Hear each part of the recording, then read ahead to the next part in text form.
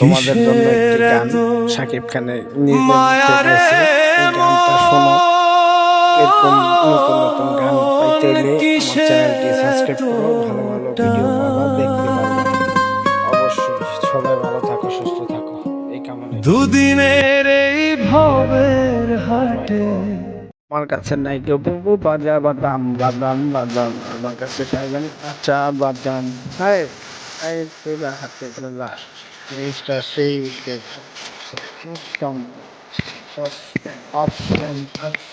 আর 15 দিন মাত্র বাকি কোরবানি ঈদের।